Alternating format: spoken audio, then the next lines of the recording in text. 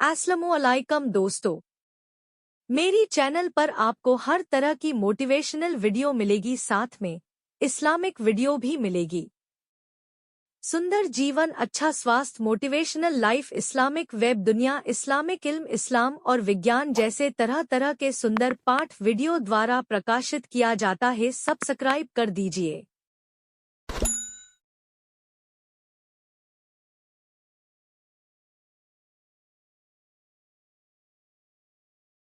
एक मर्तबा अल्लाह अकबर हदीस पाक में आता है, इमामुल मुतकल्लिमीन अल्लामा नकी अली खान अलैहि रहमा, इमाम अहले सुन्नत के वालिद बुजुर्गवार, हदीस पाक लिखते हैं जिसका मफहूम ये है, मेरे आका अलैहि सलाम ने जन्नत नईम का तस्करा छेड़ा।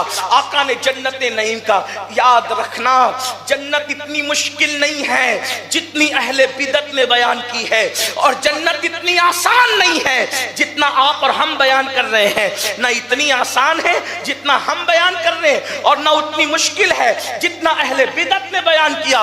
उसके दरमियान की बात है। सुनो, जन्नत के कई तबके हैं, उसमें से एक जन्नतुल नईम। अल्लाह अकबर, ये जन्नत नईम क्या है? एक दिन मेरे आका ने, जिन्होंने ये सारी जन्नतें देखी है और सारी जन्नतों की सैर की है, जन्नत कैसी है पता है आपको? सुन लो जन्नत कैसी है।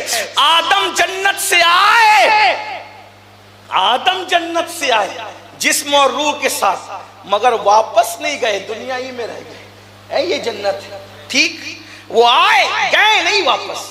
यानी माज़अल्लाह ये मतलब नहीं हुआ, अस्तग़फिरुल्लाह। अगर कोई मफ़हूम कि वो जन्नती नहीं है, ये कोई बात मत निकाल। वो अगर वो जन्नती नहीं है तो जन्नती कौन है? जन्नत तो उनका वतन है, लेकिन आए गए नहीं, आने जाने की बात हो रही, ये जन्नत है। आदम आए गए नहीं, क्यों? जन्नत से आए, औलाद की मोहब्बत ने दुनिया में रख लिया, ठीक? हजरत इदरीस जन्नत में गए और भूल गए औलाद को। जन्नत इतनी अच्छी लगी कि वापस नहीं आए। आदम आए, पलट कर नहीं गए।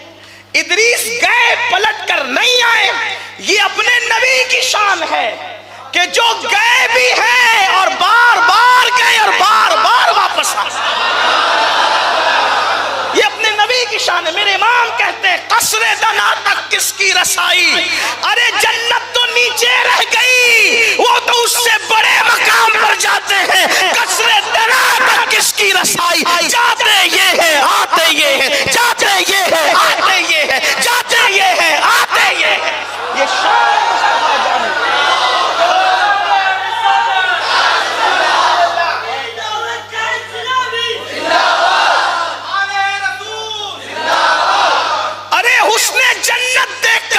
इदरीस वापस ना आए, लेकिन मेरे नबी उम्मत से प्यार इतना करते हैं कि हुस्ने खालिक को देखकर उम्मत की मोहब्बत में नबी वापस तशरीफ लाए। उम्मत से प्यार कितना है, खुदा का हुस्न देखा फिर भी वापस तशरीफ। वो जन्नत का हुस्न देखकर वहीं रह गए, ये खुदा का हुस्न देखकर भी वापस तशरीफ। उम्मत से प्यार कितना है, अल्लाह अकबर। मगर तो मेरे आका ने जन्नत नईम का तज़किरा किया। जन्नत नईम, अब जिसने खुद देखा हो वो कैसे बयान करेगा? बस मैंने तो नहीं देखा, अब मैंने क्या, किसी ने नहीं देखा। आका फरमाते हैं, न तुम्हारे तसव्वुर में आए वो नेमतें, न कोई आंख ने देखा, न किसी कान ने सुना, न किसी दिमाग में उसका तसव्वुर आया। हुजूर ने बस इतना बताया, उसकी नेमतें ऐसी है कि हूरों ने जो कंगन पहन रखा है, अगर वो कंगन यूं कर दे तो पूरी दुनिया के इंसान चमक से उसकी अंधे हो जाए, बर्दाश्त न कर सके। उसकी हूर अगर अपनी पिंडली समझते हैं ना बम्बई वालों, पिंडली अगर खोल दे तो अल्लाह अकबर, दुनिया के इंसान उसकी पिंडली की रोशनी की बुनियाद पर अपनी अकल खो दे, पागल हो जाए, दीवाने हो जाए। और उसमें एक एक जन्नती को अगर 70 लिबास पहनाए जाएंगे, जैसे मैंने 2 पहन रखे, एक कुर्ता है और नीचे अंदर के कपड़े, तो मेरे कुर्ते ने अंदर के कपड़े को छुपा रखा है। सही है? दिखता है? नहीं दिखता ना? हाँ, यही शराफत भी है, दिखना भी नहीं चाहिए, लेकिन बहरहाल कि दिख नहीं रहा है, सही। मगर जन्नत के लिबास की खुसूसियत ये है कि 70 लिबास पहनाए जाएंगे और 70 के 70 नजर आएंगे। کیسے نظر آئیں گے یہ دکھانے والا جانے. ایک اور بات، اگر کوئی آدمی کا جسم آپ کپڑے میں دیکھو تو خوبصورت لگتا ہے نا، لیکن اگر اس کو بغیر کپڑے کا دیکھیں تو گھن آتی ہے. زیادہ تر یہی ہوتا ہے، صحیح ہے. لیکن جنت میں جو حوریں ہیں، جنت نعیم کی بات کر رہا ہوں، اور بھی جنتیں ہیں، اس میں ان کی چمڑی دکھے گی، ان کا گوشت بھی دکھے گا، ان کی ہڈی بھی دکھے گی، ہڈی کا گودا بھی دکھے گا، اور وہ اتنی خوبصورت لگ رہی ہوگی، اتنی خوبصورت لگ رہی ہوگی کہ اللہ اکبر، انسان ان کا حسن دیکھ کر کے کہے گا کہ یہ جنت کی حوریں اتنی خوبصورت ہے. یہ جنت کی، ہم نے ایسا حسن تو نہ دیکھا ہے نہ سنا ہے. اب آپ اندازہ فرمائیں کہ جب حوریں اتنی خوبصورت ہے تو حوروں کا بنانے والا، اس کے حسن جمال کا عالم کیا ہوگا. تو حضور علیہ السلام نے پھر وہاں کی نہر کا ذکر کیا. نہر میں جو کنارے ہیں مشک کے ہیں، نہروں کو بہنے کے لیے گڈھا چاہیے، لیکن جنت کی نہریں گڈھے میں نہیں بہتی، وہ زمین پہ بہتی ہے، اس کو گڈھا نہیں چاہیے. نہ ادھر پانی بڑھتا ہے نہ ادھر بڑھتا ہے، اعتدال میں بہتا ہے. اس کے پاس جو اینٹیں زبرجد کی ہے، یاقوت کی ہے، حضور نے خوب بیان کیا.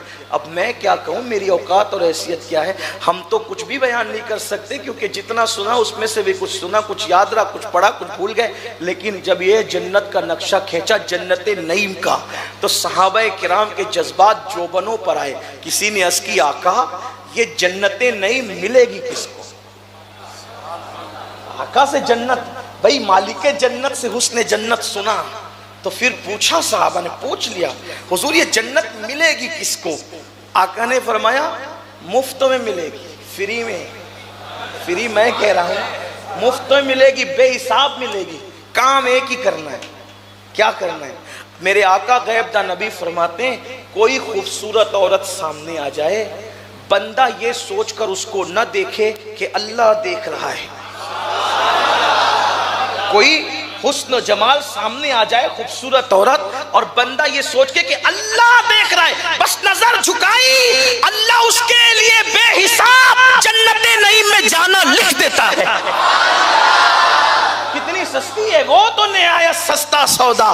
بیچ رہے ہیں جنت کا، ہم مفلس کیا مول چکائیں، اپنا ہاتھ خالی ہے. اللہ اکبر. آنکھوں پہ کنٹرول کیا، تنہائی میں کوئی نہیں دیکھ رہا ہے، صرف اللہ دیکھ رہا ہے. اور اس تصور کے ساتھ نظریں جھک گئی. کہاں ہے وہ نوجوان جو یہ کہتے مولانا اگر اللہ اکبر زندگی میں لڑکی نہیں تو زندگی کا مزہ کیا، زندگی میں چکر مکر نہیں تو زندگی کا مزہ کیا، زندگی میں ٹوئنٹنگ نہیں تو زندگی کا مزہ کیا. ارے نادان، یہ زندگی چند لمحوں کی ہے، 4 دن کی چاندنی ہے. دیکھ اپنے نبی کو کتنے سستے میں تجھے بے حساب جنت دلا رہے ہیں. آنکھوں پہ کنٹرول کیا، اکیلے میں اللہ دیکھ رہا ہے. اور جس چیز کو رسول اللہ نے دیکھنے سے منع کیا ہے، نظریں جھک گئی، بے حساب جنت کا پروانہ مل گیا. اسی پہ بس نہیں، میرے آقا یہاں تک فرماتے ہیں جو اکیلے میں ہو اور کوئی حسن اس کو دعوت نظارہ دے رہا ہو، اور ایسے عالم کے اندر اللہ دیکھ رہا ہے، اس تصور کے ساتھ وہ نظریں جھکا لے،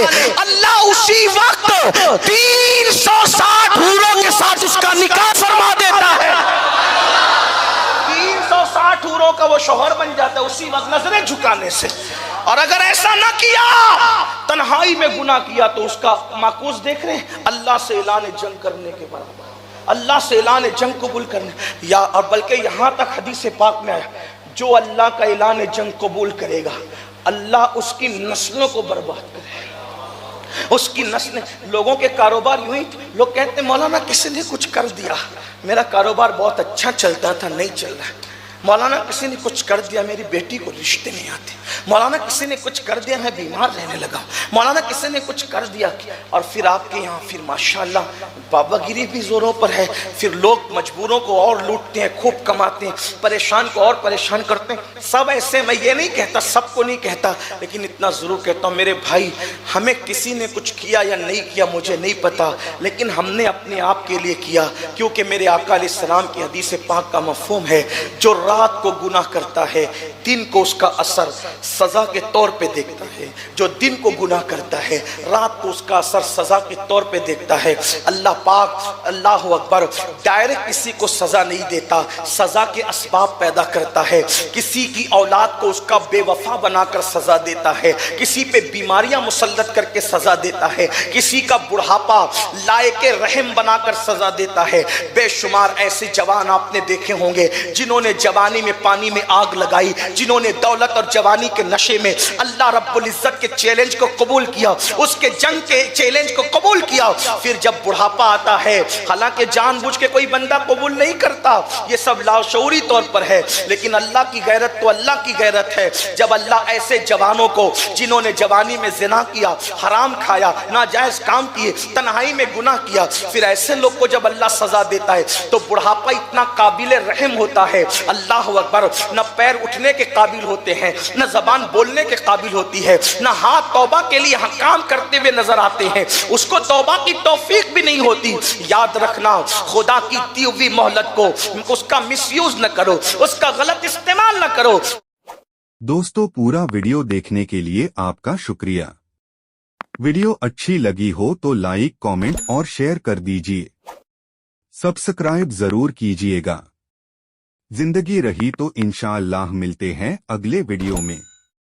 شکریہ دل سے۔